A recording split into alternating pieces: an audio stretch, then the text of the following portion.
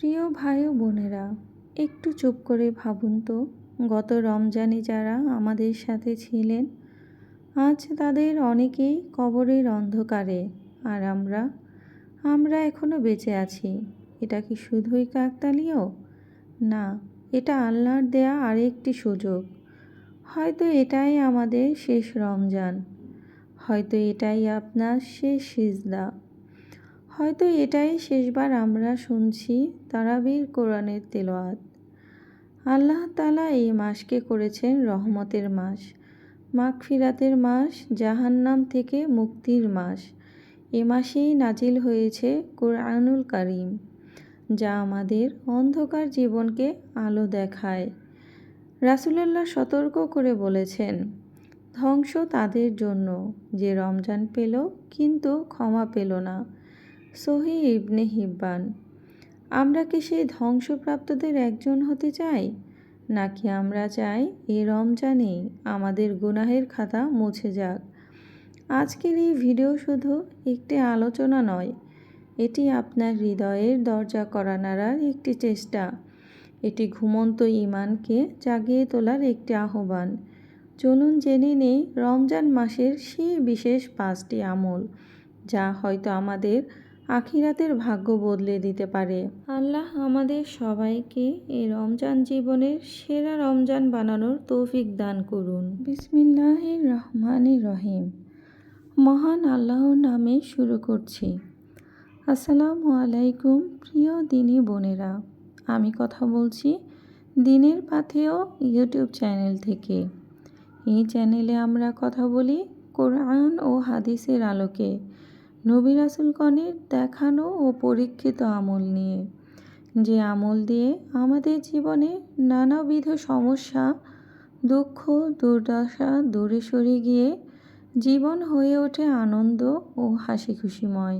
প্রিয় দিনী বোনেরা, আজকের এই ভিডিও যদি আপনার সামনে গিয়ে থাকে, ভিডিওতে লাইক দিন, কমেন্ট করুন এবং শেয়ার করে অন্যদেরকেও জানার ও শেখার সুযোগ করে দিন।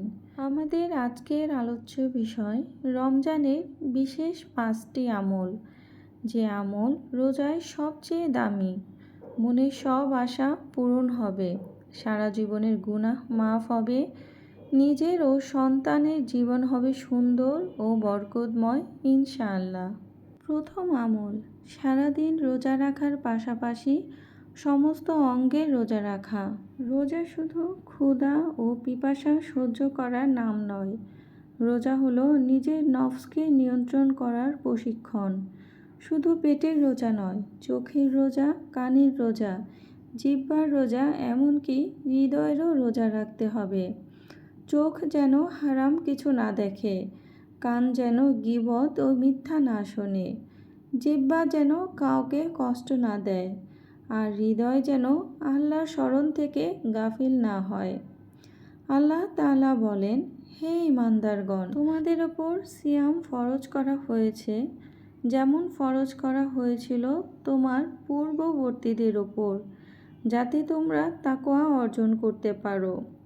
কুরআনুল কারীম, সূরা আল বাকারা, আয়াত 183।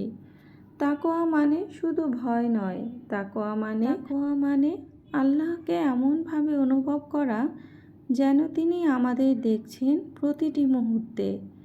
রোজা আমাদের ভেতরের মানুষটাকে বদলে দেয়। এটি অহংকার ভেঙে বিনয় শেখায়, অসচেতন হৃদয়কে সচেতন করে, আর গুনাহে অভ্যস্ত আত্মাকে করে তোলে আল্লাহ ভীরু। দ্বিতীয় আমল, বেশি বেশি ইস্তেগফার পড়া ও দোয়া করা।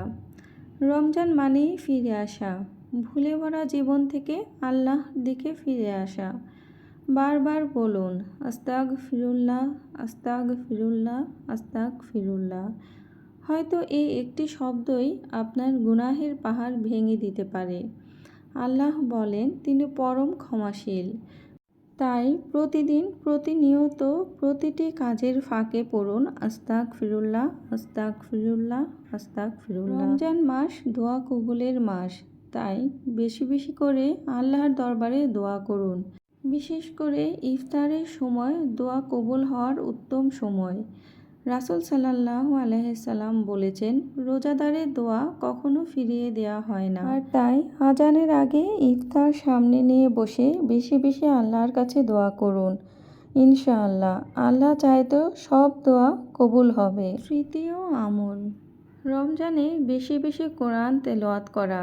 কারণ রমজান মাসে কোরআন নাজিল হয়েছে, তাই এই রহমতের মাসে বেশি বেশি কোরআন তেলাওয়াত করলে অধিক সওয়াব পাওয়া যায়।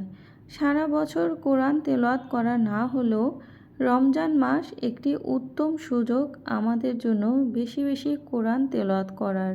চতুর্থ আমল, প্রতিদিন তাহাজ্জুদের নামাজ আদায় করা। প্রিয় দিনী বোনেরা, আমরা সবাই জানি তাহাজ্জুদের সময় আল্লাহ নিজে প্রথম আসমানে নেমে আসেন এবং বান্দাদের ডাকতে থাকেন, বলেন, হে আমার বান্দারা, তোমাদের কার কি প্রয়োজন আমার কাছে চাও, আমি তোমাদের দেব। প্রিয় দিনী বোনেরা, বছরের অন্যান্য সময় আমরা রাতে ঘুম থেকে জাগতে পারি না, তাই রমজান মাস আমাদের জন্য তাহাজ্জুদ পড়ার একটি উত্তম সময়। রমজান মাসে আমরা যখন সেহরি খেতে উঠি, তার কিছুক্ষণ পূর্বে ঘুম থেকে উঠে তাহাজ্জুদ নামাজ আদায় করুন। একান্তে চোখের পানি ফেলে আল্লাহর সাথে কথা বলুন। আপনার না পাওয়াগুলো আল্লাহর কাছে বলুন তাহাজ্জুদ নামাজের মাধ্যমে। ইনশাআল্লাহ তাহাজ্জুদের দোয়া কখনো বিফলে যায় না। আল্লাহ তাআলা নিজে সবার দোয়া কবুল করেন। পঞ্চম আমল, 5 ওয়াক্ত সালাত ওয়াক্ত মতো আদায় করা। রমজানে রোজা রাখতে গিয়ে আমরা অনেকে ক্ষুধা পিপাসায় ক্লান্ত হয়ে গিয়ে 5 ওয়াক্ত নামাজ আদায় করি না, যেটা খুবই গুনাহের কাজ। রমজানে আমাদের 5 ওয়াক্ত নামাজ সঠিকভাবে আদায় করতে হবে। রমজানের যেমন 1 ফরজ, 5 ওয়াক্ত নামাজে 5 ফরজ। আমাদের প্রত্যেকটি ফরজ যথাযথভাবে পালন করতে হবে। প্রিয় দিনী বোনেরা, আল্লাহ তাআলা আমাদের সকলকে এই আমলগুলো করার তৌফিক দান করুন, আমিন। রমজান মাস একটি ফজিলতপূর্ণ ও রহমতময় মাস।